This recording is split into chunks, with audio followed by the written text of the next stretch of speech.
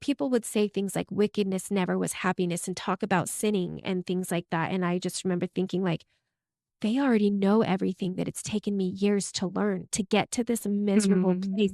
Mhm. And then I just started thinking about everything and I'm like, this is all so true. And I know it because I've lived it. And I just thought about my whole family and I was like, we should have stayed in the church. My parents didn't have to stay married, but if we would have stayed true to our covenants, none of this disaster would have happened, this unnecessary suffering, because it was too much.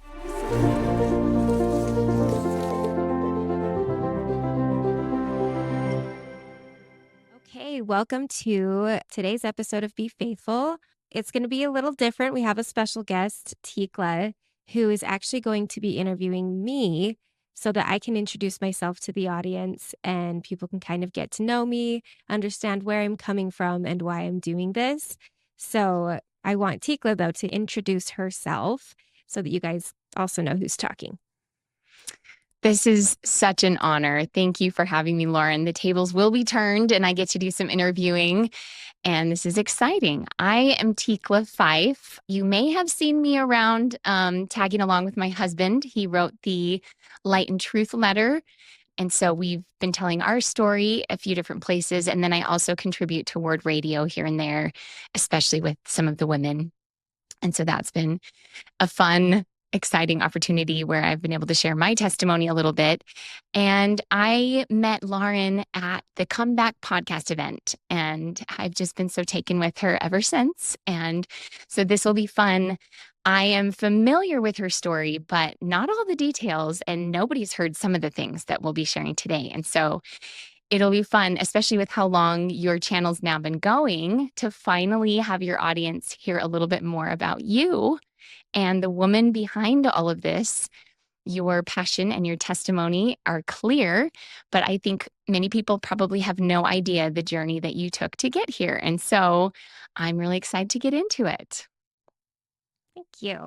You're so sweet. Start at the beginning. Tell us, let's go way back to, where are you from? What was your family situation like?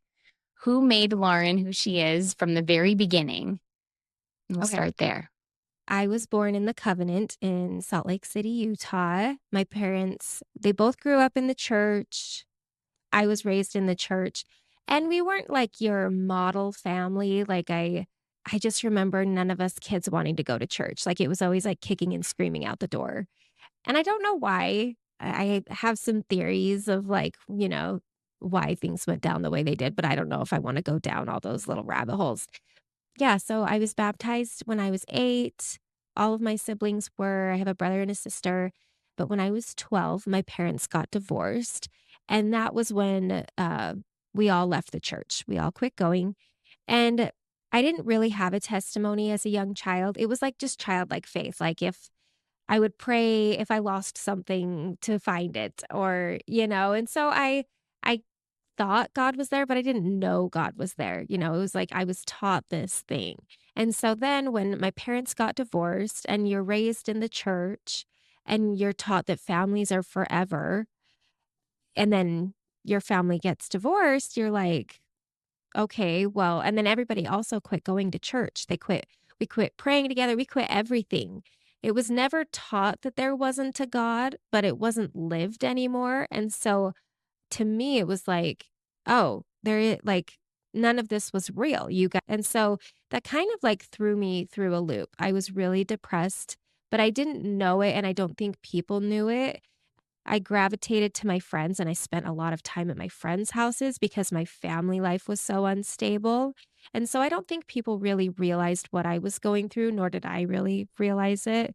You didn't know the contrast is, it sounds like you knew the contrast, from having your family before the divorce and after the divorce, but this was your new normal. Yeah. And also, my dad has severe mental health problems, and you don't know that as a child. It just is what life is. It's normal for you. And so, I grew up with my parents like fighting a lot, thought that was normal. And a lot of things that happened to me, and I think I can speak for a lot of people that grow up in like kind of toxic situations, is you don't know it's not normal. I was like, this is just how life is. And I didn't open up to people about it. I wasn't like telling people about my home life. We ended up moving to St. George, and that's where the divorce happened. And then my mom ended up moving back to Salt Lake to be closer to her parents and her family for support. And I didn't want to leave my friends because I had really gravitated to them for my foundation. And so I stayed in St. George with my dad. Would you say that some of those friends, like, were these good influences? Were these kind of like more negative influences? Were there families that you gravitated toward where you kind of like found a second family with someone, or was it more just like peer relationships? Paint a picture for me. I'm glad you asked that question. So I had two like best friends in particular, and both these girls are wonderful, good people. They were both raised in the church, I believe, but one of them, her mom is actually a lesbian and was married to a woman. And this was a long time ago. So I think they had to drive to like Vermont to get married. And so Mm. I spent a lot of time with them. Her mom was like, a second mom to me. And I think her grandma like got her baptized. So it was like she was kind of raised in the church, but not really. And then my other best friend, she came from a large LDS family. Her dad had been a bishop like multiple times. He was a military lawyer, like very stern man, but I loved him. Him and we still have such a good relationship. I sometimes talk to him more than I talk to her still. Oh, I just, yeah, he is like a father figure for me. So where I have lacked in the father figure area, God has made up for that through different people, which has been a huge blessing in my life. And it actually talks about that a little bit in my patriarchal blessing. so now you've got your mom's in Salt Lake, your dad's in St. George. You've decided to stay in St. George because this is where your friends are. This is kind of where you found some comfort and some escape. And so then how do things progress from there? So in high school, I spent a lot of time at those two houses. That's when we started kind of partying, and I was hanging out with not so great guys, and my dad started using drugs when I was about 15. So I'd stayed with him. He got involved with this particular woman who turned him on to meth, and then my home life was just a nightmare. And that's when I really quit believing in God, because in my mind, like, there's no way that if God was real, that he would allow these things to be happening to me. Because you're taught that God loves you and he's always with you. And then here I am feeling so incredibly alone as a young teenager. And then also I think that the partying also drew me away from the spirit. So I'm not blaming God, because I was also making choices that was also removing the spirit from my life. And so I was trying to escape reality and make things better by choosing drinking and choosing boys that was actually, making things worse. So I continued to do that through high school. I think my dad was in jail when I actually graduated high school. So Oh, I wow. ended up yeah, so I actually I moved in with my brother and his friend. They were living in like a townhome, and I actually was living with them my senior year. And then it's funny, I didn't realize this until a couple years ago, but I did BYU packets to graduate early from high school so that I could get out of St. George and move in with my mom. Mm, I mm. never really put that together. So it was like I think it was BYU pathways that got me That out of was your there, but I ticket was also out of yeah. there. Interesting. No, I was just going to ask before we move on too far from this, just what was that relationship with your dad like? I mean, it sounds like obviously it was very unstable and turbulent, but what role, like, were you playing in each other's lives? Were you pretty much like not interacting very much, or what? How did you feel? Tell me a little bit more about that relationship with your dad. We just weren't really interacting. It was like I'd ask him for money. He'd give me like 20 bucks or something, and I wouldn't see him for days. And Mm, like I remember one time I had spent the night at someone else's house, and I snuck in the back door when he was in the kitchen, and he just looked at me and he's like, "Are you just getting home?" And I was like, "No." And then I just walked in my room. And like that was it. I don't know. I just mm. he didn't know what was going on. He did not know. And what about your mom? So did she know what was going on, or what was? No, at that time, I was so ashamed. I had a lot of shame. So I think that Satan really wanted me to feel ashamed about what was going on with my home life. So I didn't open up about it. I didn't even really tell my best friends. Like it was like Hmm. they kind of had an idea because things were just crazy at my house. Like my dad would throw parties on the weekends. I didn't really open up. And also, I was still able to maintain good grades doing this. And I was also on the cheer squad. So people did not realize like that I had home problems because I didn't talk about it. I buried it, but it was also preventing me from getting the help that I needed, getting out of the situation I should have left. I don't know if everyone is like this, but as a teenager, I thought I knew what I was doing. Like I'm mature enough to handle the situation is what I would like think to myself. And no, I did not. I was a child. You're as teenagers, you're just children in like adult bodies. So Mhm. there's just a lot of regret that I should have been up with my mom, but she was really uh, struggling. She didn't have an education. She got married very young and she was just really stressed and trying to recover from this divorce and toxic marriage that she had been in. And it was like, She was she was surviving.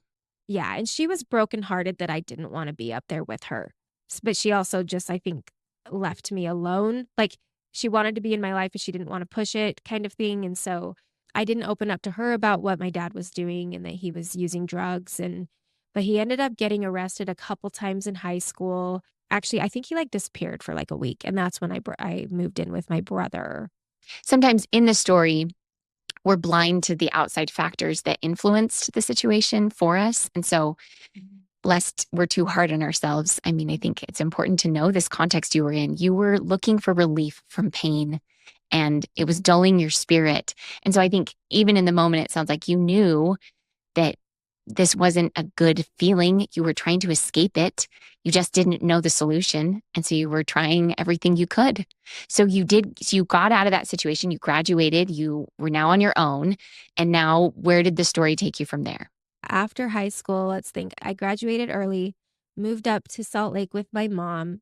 And I graduated like 6 months early, and so my friends were all still in high school, and when they all graduated, they all moved in together, and I was up in Salt Lake, and I had started going to Salt Lake Community College, and I'm, like, seeing all my friends having fun, and I'm, like, don't know a lot of people up here because I didn't grow up here, and I was like, "Oh, I kinda wanna go back to St. George," and so I did, and it was a huge mistake, but I Hmm. moved back in, and that's when I, like, really just went pretty wild. I was just I drank, like, every day for, like, 9 months.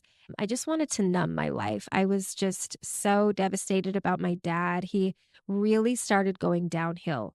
I guess I wanna say as a child, I idolized my father. So, it was really hard to see somebody fall so hard, going from somebody that you looked up to that you think, can do anything to, like eventually, my dad became homeless.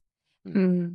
The phrase, "There are worse things than death," like, I understand that phrase. I have watched my dad suffer so much that sometimes I'm just like, why isn't he dead?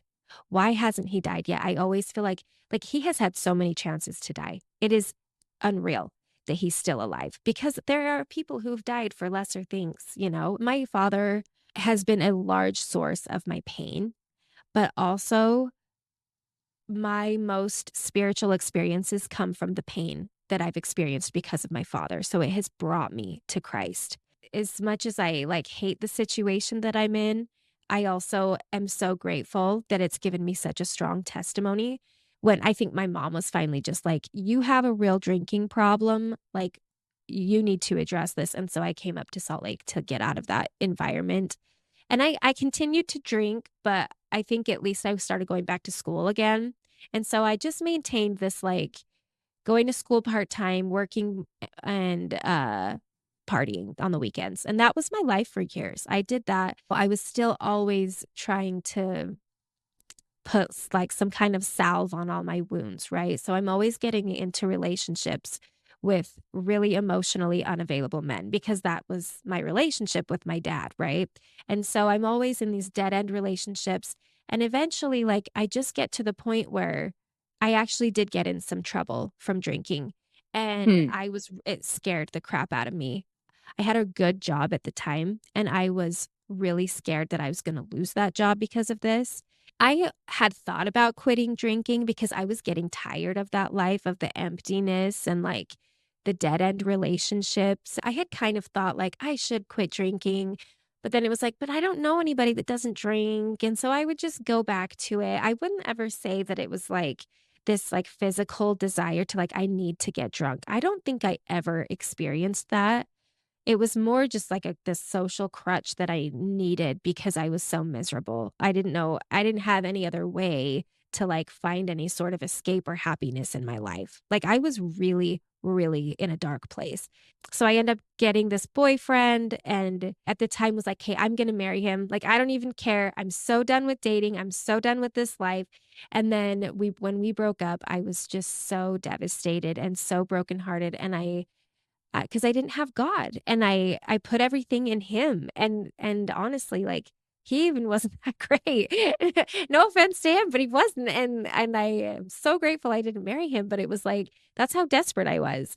I was just going to say, so, and you are working, this is at the time when you were working at this job that you loved. I keep coming back to these relationships in your life, but was there anyone at that time that you were looking up to as kind of like, okay, I don't know how to get there, but I see what maybe I want to be someday. This is actually what I want. Was there something like that going on at that point? Yes, I got that job around the same time that I'm dating this my last like boyfriend in that phase of life. So that was all around the same time. And it's funny because this job is what helped to change my life. So I'm really glad you asked that. You're putting me on the right track. So Hmm. I get this job. It's at a private equity firm. And it is kind of this like miracle that I even get this job because I applied for it without knowing the company's name. I think that they had remained anonymous and they just put up like the requirements. And I was like, they wanted you to have a bachelor's, but all of the skills that they were asking for, I was like, I have those skills. I don't, this isn't typical of me. Normally I'd be like, oh, they want a bachelor's. I can't apply for that. But for some reason, I was like, I can do all those things. I'm just going to apply. And it ended up being this private equity firm that owned the company that my sister was working for. And they had like a shared office space. And so they got my resume and they were like, they brought it to my sister and they were like, is this your sister? And so that like got my foot in the door to get this interview. And I ended up getting this job and it was like the nicest office, like most, real job I'd ever had. And I was super nervous about it, and I didn't find this out until years later. I worked there for 6 years.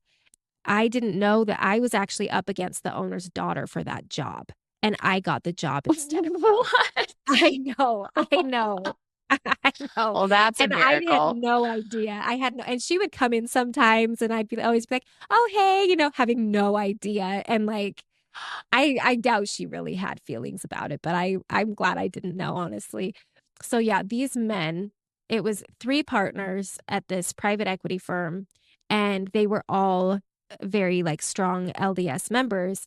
And this was the first time that I had really been around LDS people, honestly. Like my mom's family's Hmm. not in the church, and my dad's family is very strong in the church, but I didn't spend a lot of time with them.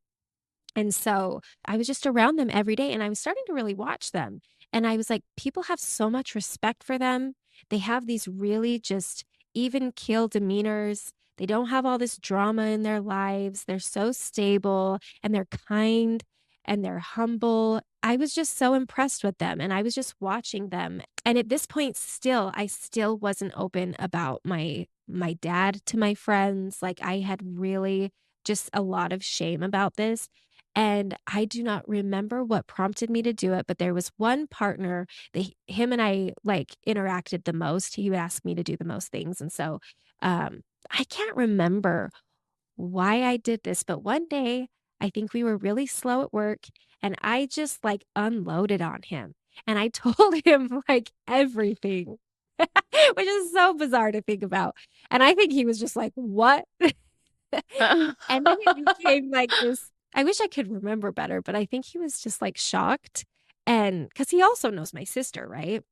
And so you're all like friends. And it became this thing where like I started coming in and just telling him stuff and like having these like therapy sessions with him at work for like the first hour every morning. That's like how we started our day.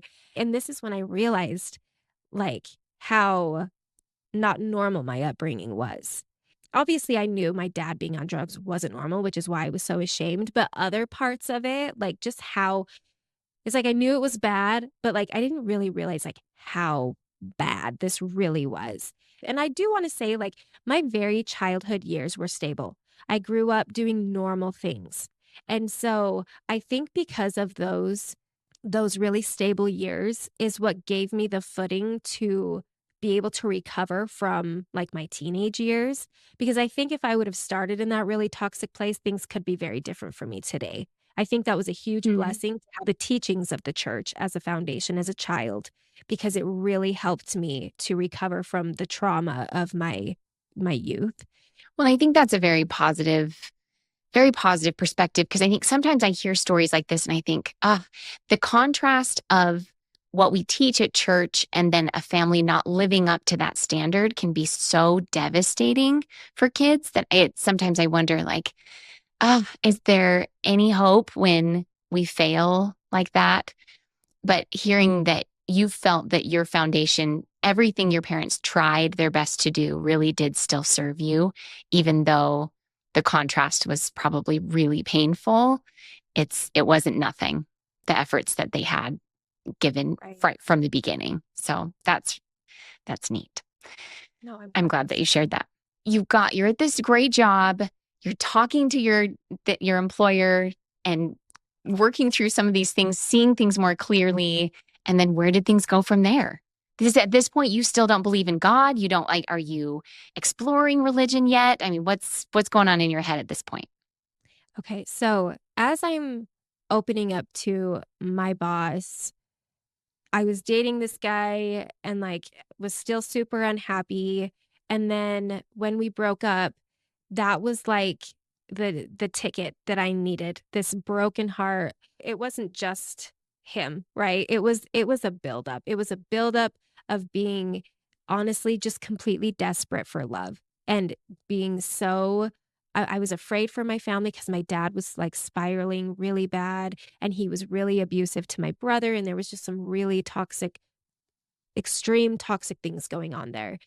I needed that broken heart. I needed all those things to break me down because I was so broken and so humble that it brought me to my knees physically. And I just remember just sobbing and just thinking, like, I have to do something. I have to change because I have been doing the same thing for years and life isn't working out for me. I don't know what I'm doing. I had completely like thrown up my hands and just admitted, like, I don't know what I'm doing. I'm doing it all wrong. And so I remembered the church and oh, I did skip over a part. I would say about a year prior to this, I actually read the Book of Mormon. So Whoa, religion was, wait. yes, sorry. And that was because my grandmother died and I promised her on her deathbed that I would read it. And Oh, so, wow. yeah, so I read the Book of Mormon, but then it was like, okay, I did that. I'm done. I promised her that I'd do it and I did it. So I don't really feel like anything sunk in. I think that just doing that action like opened the door to God in my life just enough, just a little bit where he could start working on me. Before that, though, I don't think that the door was open at all. And all of my suffering was just for naught. And now, though, now that I opened the door for him, my suffering he could do something with. And so I go through this breakup. I'm devastated. I had gotten into trouble. And so it was just like I was really freaked out. So I remembered the church. I wanted to check out like every religion because I wanted to make the right decision. I wanted to find the truth. I wanted to do it right. I wanted to find God. And so I started with the LDS religion because, for one, I'm in Utah and surrounded by it, but it was and also, I do have an uncle. Well, I have more than one uncle, but one in particular that I started reaching out to about things, and he was a bishop. He might have been the one to tell me how to look up my local YSA ward. I just went in and I had, a dress on and nobody knew. And I was so uncomfortable and freaked out. But I remember because I was so broken and so humble, everything that they were saying just resonated with me so much. And it was like I had forgotten everything. But as they were talking, I was starting to remember it and everything was so familiar. And I was just soaking everything in. And I wish I would have wrote down specific phrases that people said, but like people said things, I knew it was exactly what I needed to hear in that moment. I knew that God, because like people would say things like wickedness never was happiness and talk about sinning and things like that. And I just remember thinking like, they already know everything that it's taken me years to learn to get to this miserable place. Mm. If and then I just started thinking about everything and I'm like, "Oh my gosh, like this is all so true and I know it because I've lived it.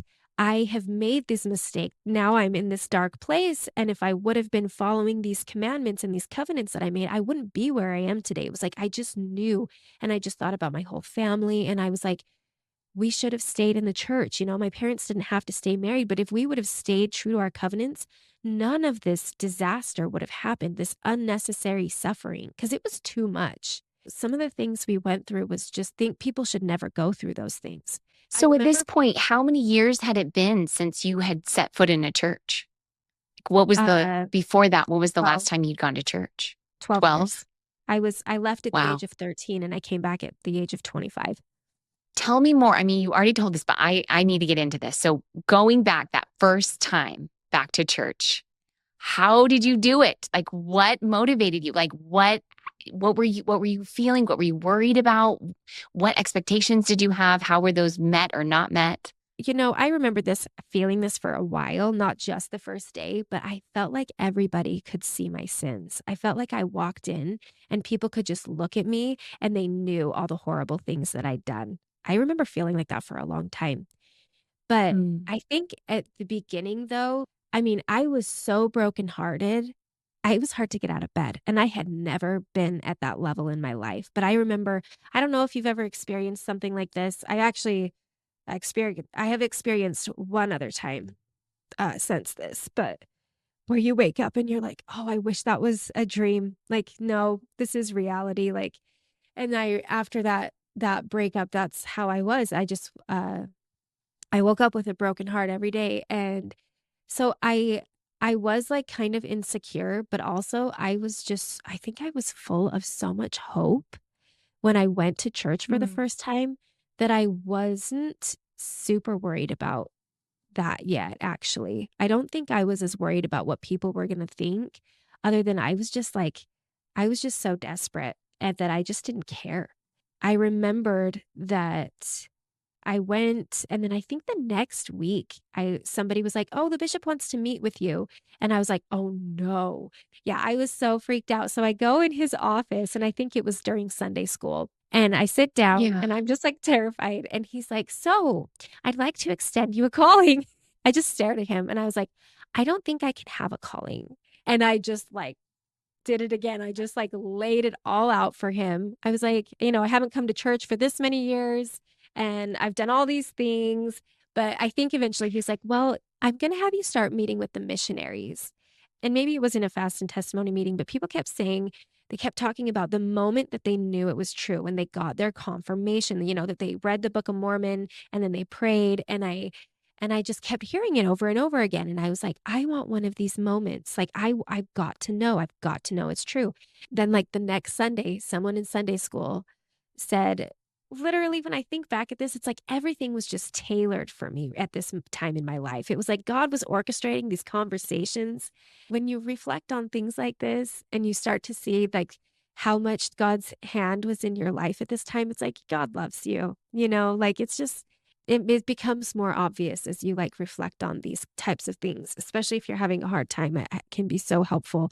But there was this girl who in Sunday school, she said, "If you want a 100-watt answer, you have to be wired for a 100-watt circuit. You can't be wired for, like, as a 50-watt circuit for a 100-watt light bulb." Yeah, and for whatever reason, that's, That's like profound. yes, yeah, and so I was like, that's exactly what I needed to hear, and I remember I got home from church, and I went straight to my bed, and I kneeled down, and I said that prayer, and I said, "Heavenly Father, I want that 100-watt answer. Please wire me for that. And a couple days later, I had my brother over for dinner and I just started like gushing to him. And we didn't do this very often, like never. I don't even remember why we did this because we weren't talking a ton. And I just started gushing to him about the church. And I was like, Nick, everything that they're teaching is true. Like I've lived all this and I know the answers and I'm seeing miracles in my life. Like every time I do something for God, he does something back for me. And as soon as I said that, the spirit came over me like I was just being electrocuted almost. Like every part of my entire body was buzzing and I felt like I was floating on a cloud and I had to stop talking and my jaw was hanging open. And I remember looking around thinking like, am I floating? Like what's happening right now? Yeah, it was a physical, it couldn't have been more of a physical manifestation that God is real than him just standing in front of me. It was undeniable. It was undeniable. And I just sat there and stared at my brother and he was just like, what's happening? Like, I think I just started telling him like, I don't know what just happened. Like I feel God. Like I just felt God. And it felt like it lasted for a minute, but it was probably like 5 seconds. And I have never felt the spirit like that since, but I can never deny that. I would be living a lie if I tried to forget that moment. I will never forget that moment. I honestly believe like it is now a responsibility for me because I know it isn't just a belief.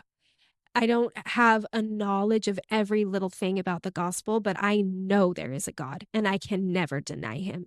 After that, I was like all in, like 100% committed to the gospel. Cause I remember there were times where I was starting to get a little shaky and like, do I really want to do this? What am I doing? Like, this is kind of crazy. Cause I had only gone to one other church other than the LDS church until I just fully committed. I think after that moment, I was like, I'm on the right path. I'm clearly on the right path here.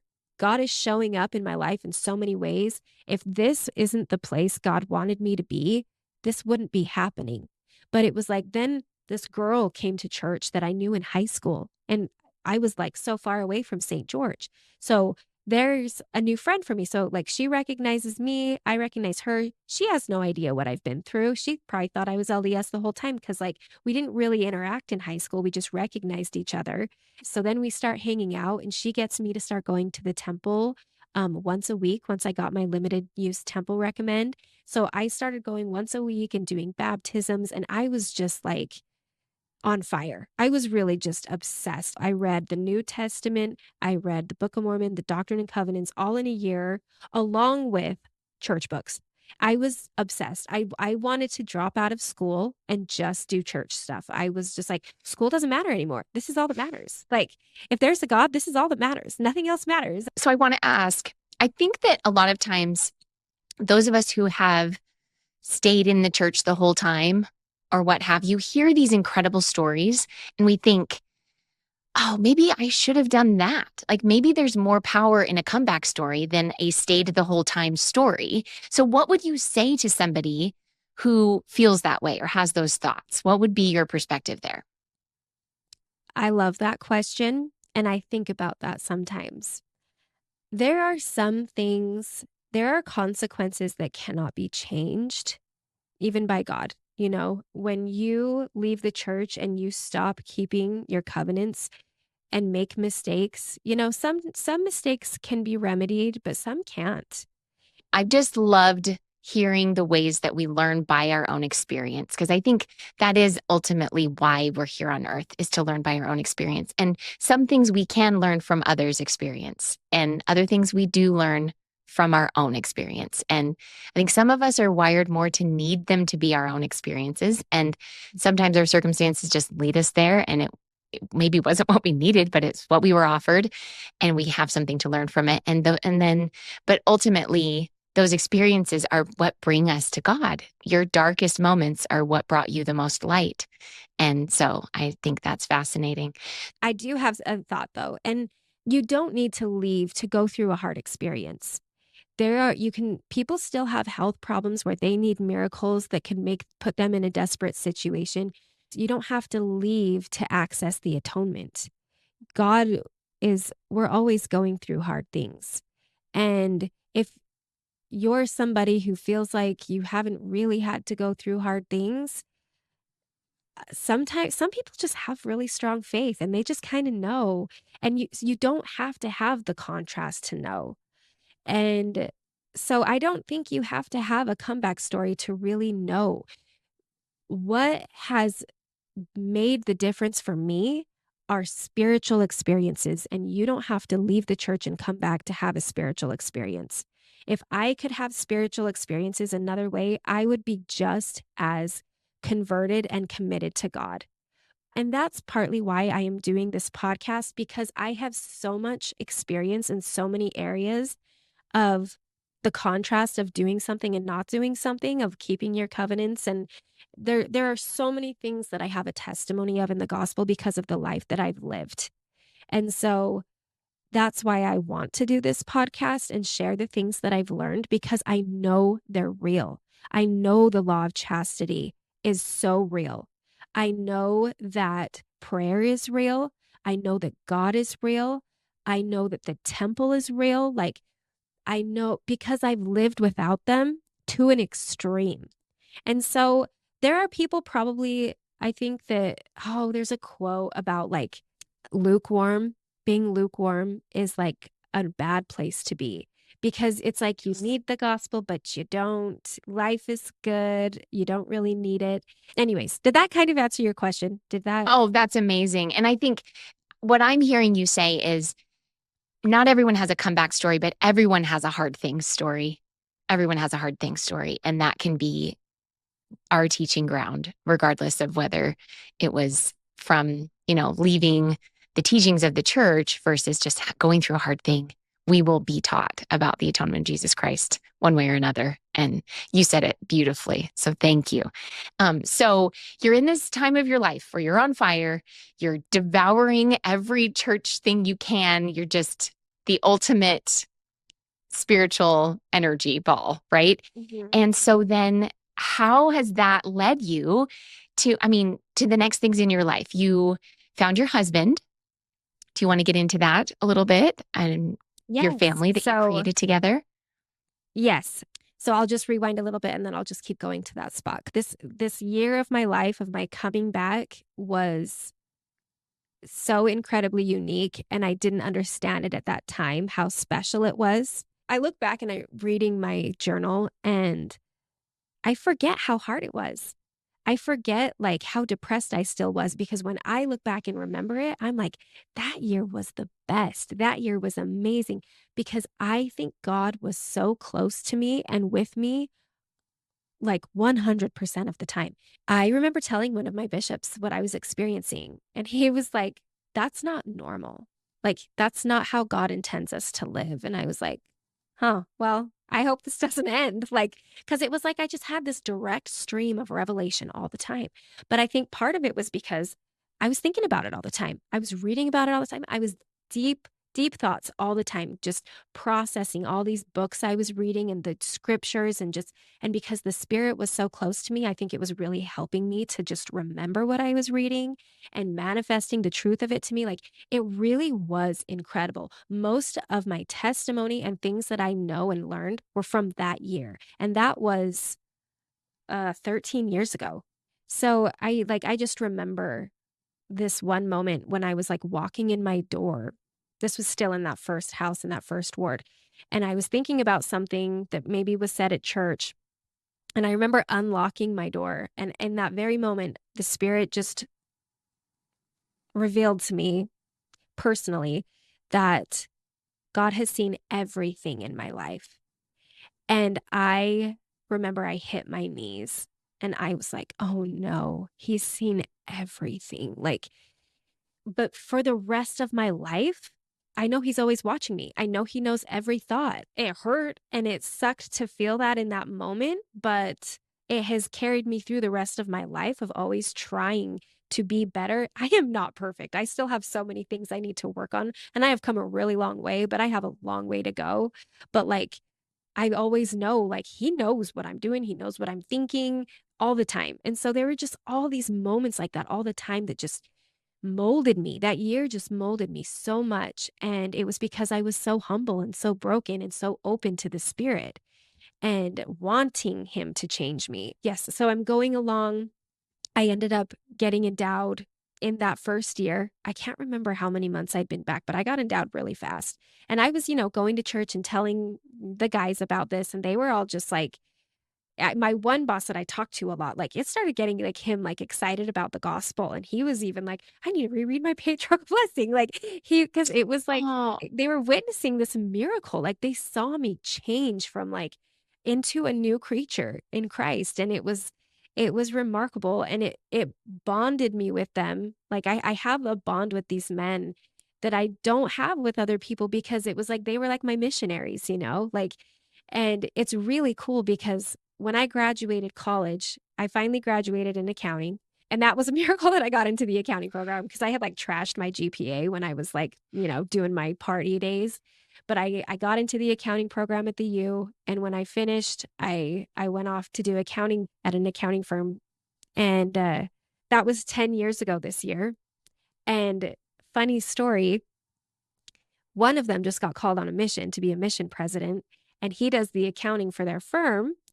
And so they recently reached out to me and I'm going to go back and do accounting for them. And it's going to be like, I know, oh isn't my that goodness. so cool that it's like come full circle to this? Like, so it's only going to be like a couple hours a month, which is great because I don't want to work right now. Right now, I'm just a full-time mom. But I'm like, if it was anybody else, I'd probably say no. But because it's them, I'm like, it's only a few hours a month and I get to be with them again. I get to like to email them. So, anyways, I'm excited about that. Oh, Yeah, so did you meet your husband at school? Where did you guys cross paths? And how long so after you had joined the church again or come back to church? a friend set me up with Gordon, my husband. And our first date was I had to go to a wedding and he wanted to go on a date that night. And I was like, well, do you just want to go to this wedding with me? And so he was my Right wedding out of the date. gate. I Woo. know. I know. And it was a long drive too. It was up by like Pineview Reservoir. I don't know if you, but it was like almost an hour drive. And so I was like, I didn't think about how this could go wrong, like how I could be stuck with this person for hours that I just thought was so like annoying or something. But it was great. We drove up, we went to the wedding, drove back, and we sat on my patio until like 4 in the morning talking. And I realized I'm like, out of my whole career of dating in the church, this was the first date that I actually enjoyed. Not to say I didn't like not like other people, but it was just like I felt relaxed. I felt at home. I felt like I was with somebody that like I had known my whole life. And after that, we just like we started dating like every week and seeing each other all the time. I knew like God told me before he told him, and so that was frustrating for me because I was like, he told me pretty fast. It was only a couple months. And I had never had God had never told me this before. So I knew it wasn't just me being like, oh, I really hope this is the one this time. It was like, this feels different. This is different. So You'd hoped it for was, the one before, and this was yeah, different. yeah. Yes. This was different. So, um, I didn't say anything until like I let like a few months pass. And then I think it was like Christmas. Was it Christmas time? And I was like, so like, how are things going for you? And it still hadn't been that long, but for me, it had felt like eternity. And I'm like, so how are things going for you? Like, are you like, and he was just like, they're fine. It's good. Things are good. I'm like, that's it. And I might have said it to him, but I was just like, well, if you haven't made up your mind by February, like, I'm done. I'm done. Because I mean, I was 30 or no, I was 20. When did I meet him? I turned 30 when we got married, I think. So I was 29. And so I was like, I was about to age out of YSA and I was freaking out about it. And so I was like, I am not wasting time here. Like, I have a goal and I'm going to meet this goal.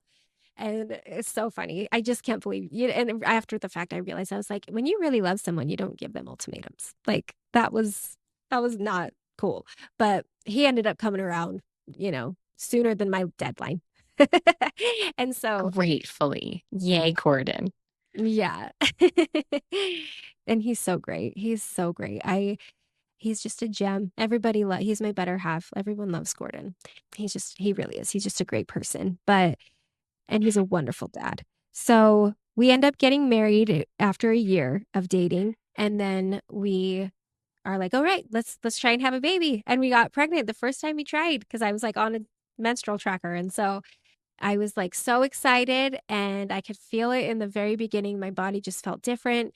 And then there was one day that so this is going to I'm going to bring this story back around later, but there was one Sunday I was reading a talk from Elder Holland on the couch and then I just passed out and I had a dream and I forgot I haven't mentioned this yet in my story because this has actually happened to me quite a few times, but my spiritual gifts started to become more awakened when I started to come back to church. I think they kind of were always there and I took them as intuition, but when I started to come back to church, it was like they were being magnified and I was starting to see things.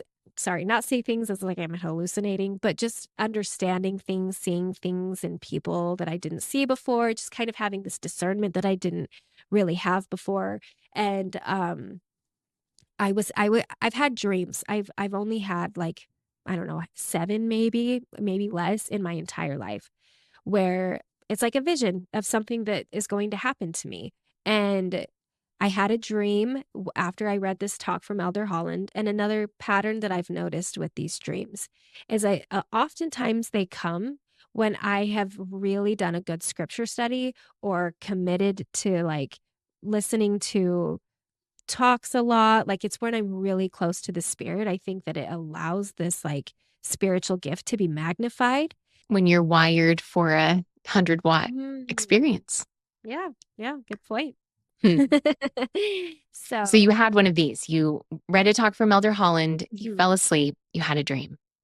And I'm dreaming that I'm walking down this empty hallway and there's like an open door of light at the end of this hallway. And I hear a voice and it says walk. And so I just start walking and I get to the edge of this opening and I look down and I'm looking over a cliff and it says jump and I just obey and I just jump and then all of a sudden I'm falling.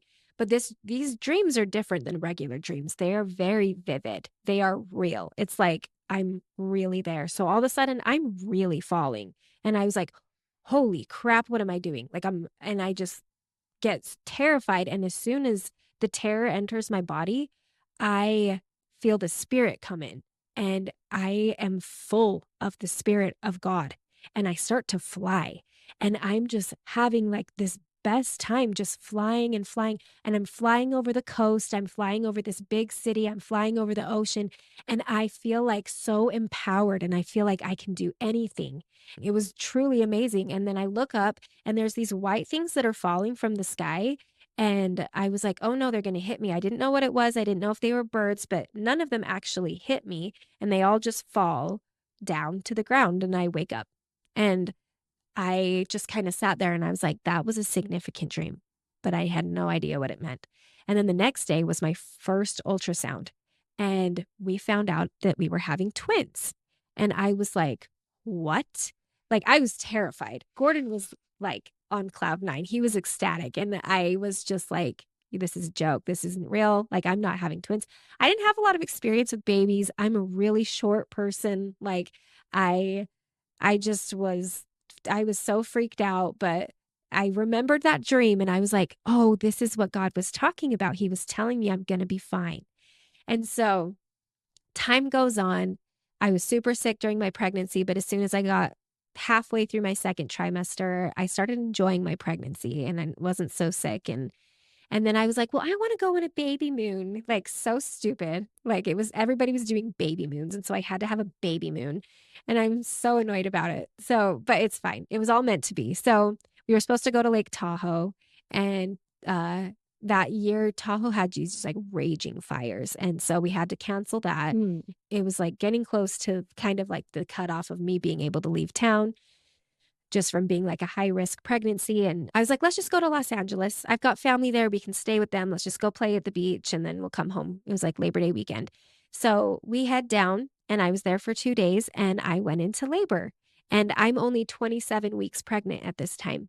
Oh no. So, yeah. And so I was in shock. We go to the UCLA hospital. I end up having an emergency C-section. And when I look back, there's all these miracles. Like I have a friend that used to live in Hermosa and she was driving on the freeway and she called me right when I was like in the hospital in labor. And she's like, "Hey, how's it going? What are you doing?" Because I was supposed to see her the next day at the beach. And I was like, "You're not going to believe this, but I'm having the twins right now." And she was like, "You're kidding me." And I told her where I was. And she's like, "We are just about to pass.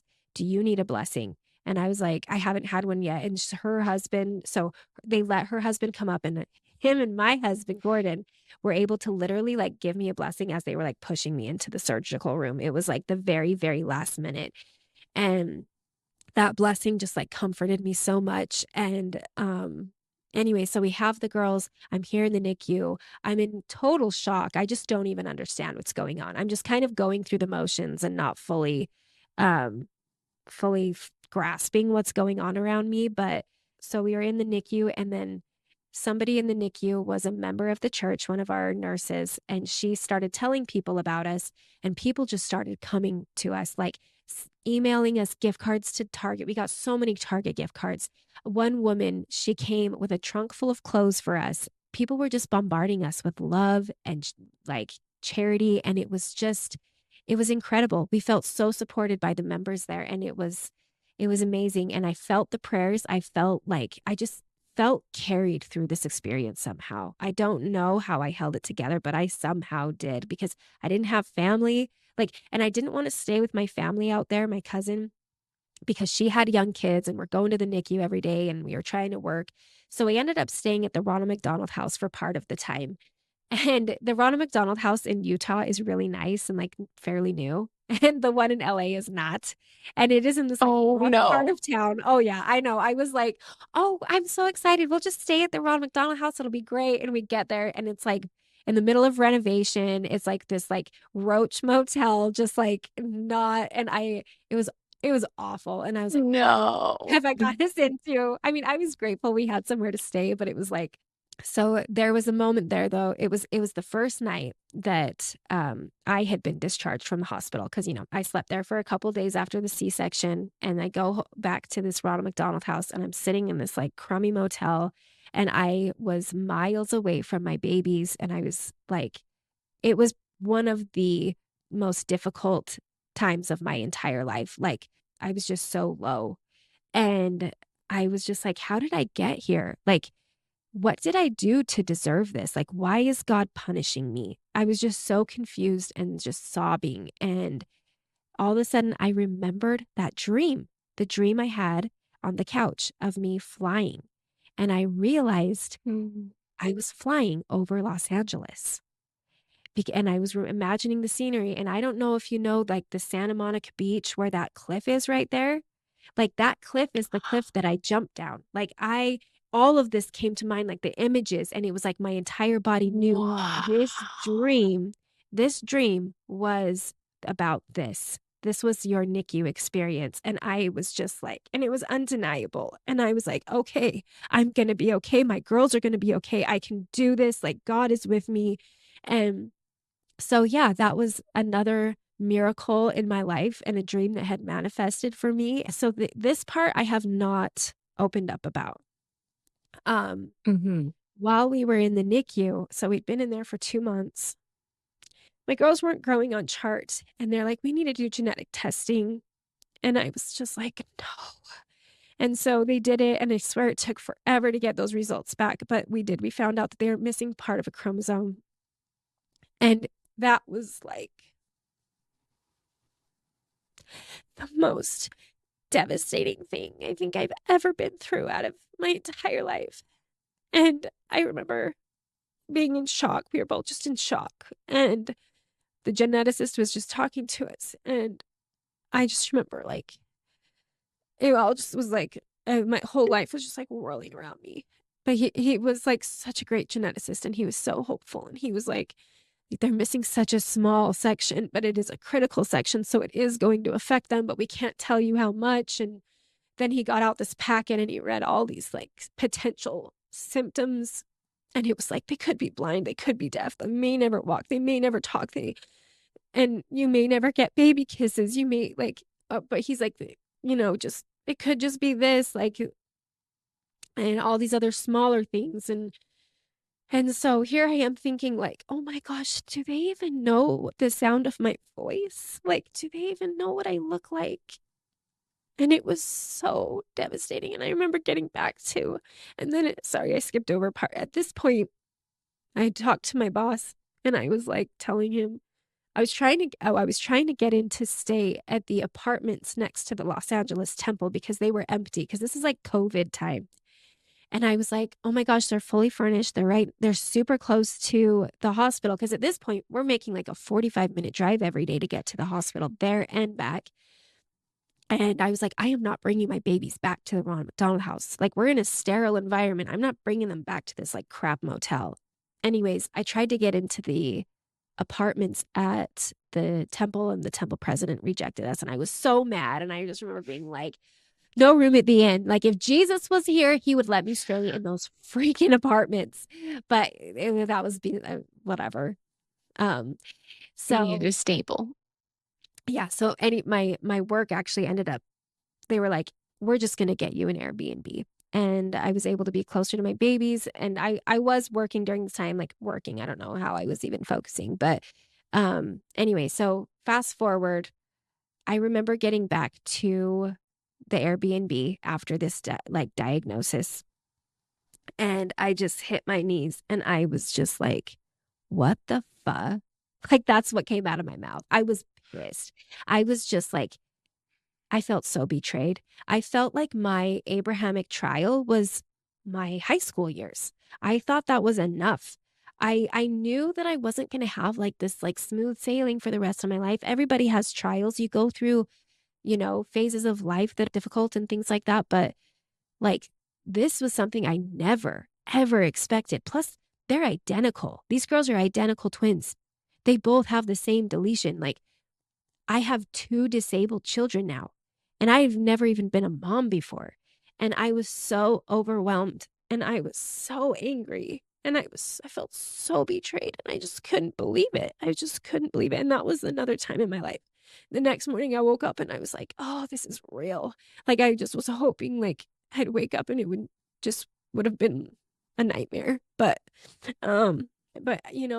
as we're spending more time, we're doing all these tests with the girls and they can hear us and they can see us, and like, but it's starting to explain other things because like they wouldn't eat, they would never latch, and just all these things. And I'm not going to get into all the details of that. But so I ended up driving them home, which was a nightmare because we didn't know we needed to be on oxygen because we were at sea level. So when we got back to Salt Lake, we realized that the girls needed oxygen. So for this whole drive, the girls are needing oxygen, right? So awful. That was traumatic. So since then, I've done a lot of trauma therapy and I am a huge advocate for therapy. And I know some people think therapy is liberal. I wouldn't be able to do this podcast. I wouldn't be able to tell this story if I hadn't gone through so much trauma therapy. And my trauma therapy has changed the way that I see God. God healed me when I came back to church in a way where he kind of like blinded me from my past. He helped me to just forget that it even happened. And so God really did help me, and it healed me, and it helped me to change. It helped me make the changes I needed to do, like to start going to the temple, to quit drinking, taking the sacrament and going to church every Sunday, to make these physical changes and to just move forward with my life. But then once I had this really traumatic birth experience, it brought up all the old trauma that I hadn't really dealt with. And I think I was Mhm. finally ready to deal with it. I don't think that just wasn't the path that God had for me for healing. And so I've actually spent the last 4 years in trauma therapy, healing the trauma from high school and the trauma just throughout my life. And that also comes back around to a question you asked about, do we all need to like leave to come back? Granted, not everybody experiences huge amounts of trauma when they leave the church, but I have had to go through years of therapy to heal from mistakes that others have made towards me and mistakes that I've made myself and put myself in harmful situations. I would never recommend someone leave the church to have a testimony and to have experiences. You can have life experiences without leaving the church. And I know that there's, influencers who think that are, antagonistic towards the church. They're like, oh, I missed out. I missed out on all this stuff because I got married young. Oh, you missed out on what? Like what I've had to experience? Heck no. Like, you should be grateful that you don't have all of these mistakes because you were keeping the commandments, because God has made them for you to keep you safe and to keep you close to Him. Like, that is not something you're missing out on. Trials, you can have trials without that. Don't have self-inflicted trials. Stupid. Sorry. But Preach. so No, that's wonderful. Okay, so this is, you have this very uncertain path in front of you. You've driven your twins home and you're starting your life back up again with all this uncertainty. And, you're now processing through all this other trauma that you've been through, but you have this bright testimony and you have this desire to share it. And so how did that lead you? I mean, connect the dots from there to here you are with your own platform. How did that come to be? How did you get into this? So, great question. Thank you for helping me stay on track. So, yeah, so we get home and it was a struggle for a while. It felt like we were in jail because our girls were hooked to tubes 24/7 for like a year. It was pretty nightmarish, but and things are slowly getting more normal and I'm able to get out more, but I was really hardening my heart towards God. I was pretty pissed. I couldn't deny his existence. I couldn't deny, you know, everything that I had come to learn and know, but I was mad and I didn't realize I was building a wall between him and I. And I had these divine interventions of, I kept running into this girl that I knew like 10 years before. Well, maybe 15. It had been like 15 years since I'd seen her. And her name's Ashley Stone. Oh, I found out that she lived next door to my brother-in-law, Gordon's brother, and her daughter was best friends with their daughter. And then I one day ran into her at the grocery store after I had come home and I was telling her about everything I'd been through with the girls. So one day she comes over to meet them and we're hanging out at my house just talking. And she's like, so I think I'm going to start a podcast. And I was like, oh, that's cool. Like, I don't listen to podcasts, but that's good for you, whatever. And she's like, yeah, I think I'm going to call it Comeback Podcast. And I was like, oh no, she's going to ask me to be on it. And I was like, because I hadn't been open about my story at this point. I was very like, I would only tell people close to me what was going on with my family because in the church, especially in Utah, everybody has these perfect lives. And I didn't want people to know how messed up mine was.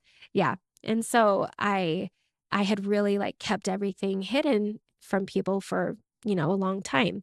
Anyways, so she started the podcast and a few episodes in, I started helping her and then we ended up just creating it all together and yeah, and I did that with her for 2.5 years. And what that did for me, listening to other people's experiences and realizing that there's so many other people in the church who have been through really hard things was so therapeutic for me. I'm sure it did strengthen my testimony, but more for me than anything was it helped soften me and helps me to realize that like I'm not the only one. And I really needed that. Isn't that interesting how it's almost like because the atonement is so cleansing and helps us to really leave our past behind, we then end up with a lot of people who look like they don't have a past when the reality is we all do. And so it's almost like the curse of the blessing, that we don't always see it because it's so powerfully erased. And yet that's the power of sharing our story and having it out loud, because then you get to see where people have been. And that's so beautiful that you were part of bringing so many of those stories to light. And so you had all this experience with that, and both personally, and you've gained these skills, and now here Right. you are Well, on your very own platform. I'm glad you actually made that comment because people are shocked to hear my past because of the light of the gospel that is now in me. Usually, people that have been through what I've been through, and the same can be said for Ashley. It's like we have this light, we have this glow, and like this kind of innocence because we've been cleansed by the atonement. Yeah, so I love that you touched on that because it is so true, and that is something I've thought about recently. So I had quit working about a year ago. That I was working and had a nanny to help with my kids, and then when I would put the girls down, I would work on Comeback, and I worked on Comeback for like till midnight or 2 in the morning almost every day for years, and it was so hard and it was a lot on me. And things weren't really working out for me. And I ended up having to leave in March of last year. It wasn't something I had planned on.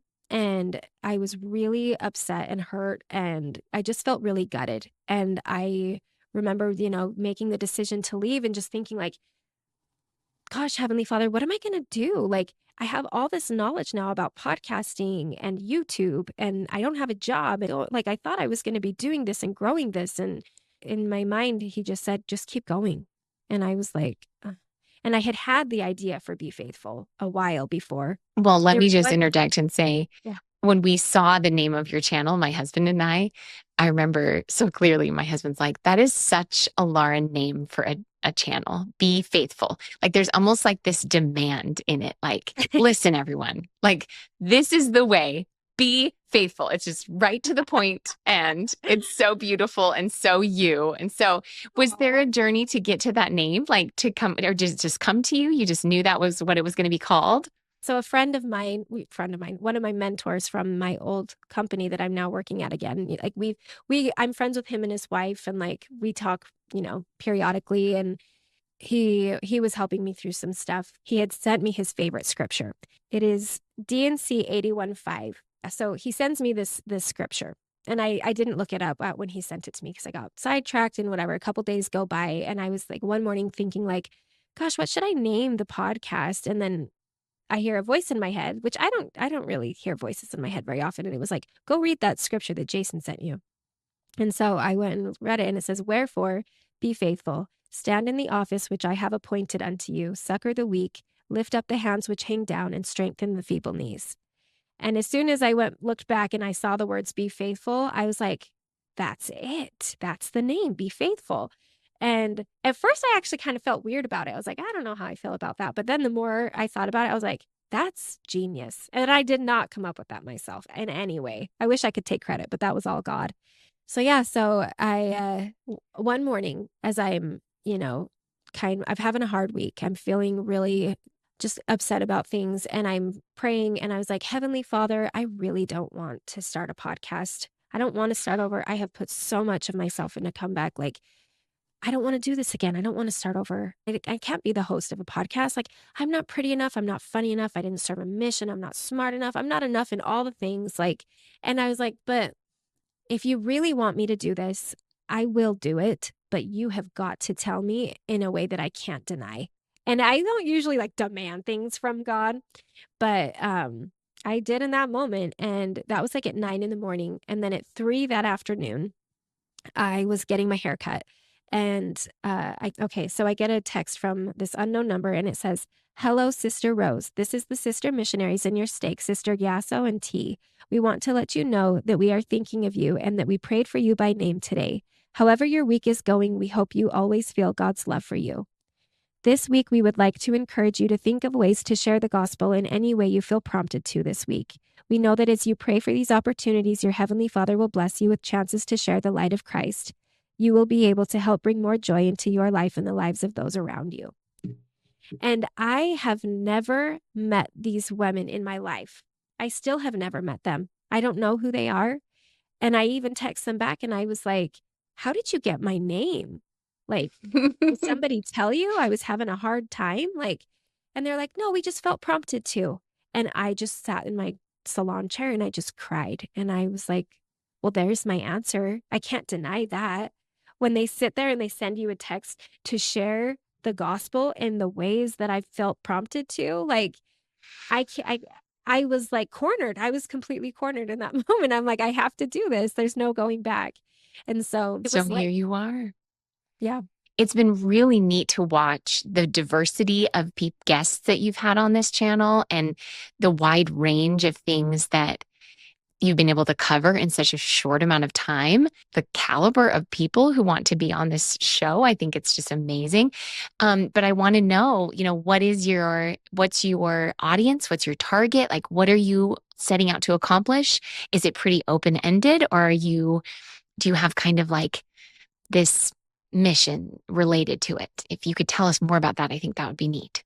That was really kind of you to say. And I hope I can keep it up, because not everybody says yes to me for being on the podcast. As things have evolved, I think that I'm always prayerful about like, God, what do you want me to do with this? Like, I'm going to do whatever you want me to do. But I think I just want to give a different episode on every topic, reasons to be faithful, because there are so many reasons to be faithful. And I have such a strong testimony of so many gospel topics that I think single gospel topic could take a whole episode, like the law of chastity. And we can talk about the importance of keeping that and the sacredness of it and how what a blessing it is. And it keeps you protected. It keeps you Hmm. protected. Like, I know that there are people who are like upset about like the whole chewed gum stuff. And, I missed some of that because I left the church at the age of 12. So I agree that isn't the best way to teach things. But like, gosh, what I would give to not have to suffer through not keeping the law of chastity and having my heart broken so many times. And like, there's so much wisdom in everything that God tells us to do. And it's always for our good. And just like when I testified to my brother, like when you do something for God, he does something back for you. It's like, oh, well, I'm keeping the law of chastity for you, God, because you've asked me to. It's like, no, that is for you. When you keep that commandment, he will immediately bless you. Let's see. And secondly, he doth require that ye should do as he hath commanded you. For which if ye do, he doth immediately bless you, and therefore he hath paid you. And ye are still indebted unto him, and are, and will be forever and ever. Therefore, of what have ye to boast? And I remember a moment sitting in sacrament meeting in that first year of coming back to church where I did realize that, like, God is the reason that I have air in my lungs. Like, I will always be indebted to me. I owe him everything. Everything people complain about, it's just like a child who just like was kicking and screaming because they want to go outside and play. And it's like, I don't know, 10 o'clock at night and their parents want them to be safe and or that's not the best analogy, but there's reasons for all of our commandments, and covenants are such a blessing, and I just want to share these things with people. And so to tackle each topic and be able to share my testimony about an individual thing that I have learned through life experience to understand the truthfulness of it by experience, I just want to share that with people. And once I get through all the topics, I'll be done. I won't be doing this forever. I can't sustain it. It's a lot of work. I'm doing this by myself. YouTube is So it's reasons to be faithful. And I think I can think of no better person to do this because you've had testimony built through not having it and coming back to it. You've had testimony built through your hard experiences and continuing to do that through your hard experience. But also, I think as I've listened to some of your episodes, I think my favorite thing about your podcast and your interviewing style is that you are one, totally fearless and bold in your testimony. It's just part of you. And it's so obvious as a listener. But you're also extremely humble in the way that you approach these topics. You're not pretending like you know everything, and you're willing to ask the questions that I think some of us would be too embarrassed to ask because we want to look like we know more. Like even just in your Terrell Gibbons episode recently, and he was talking about the Maxwell Institute, and you're like, okay, hold on. What is that? Can you just break that down for me, please?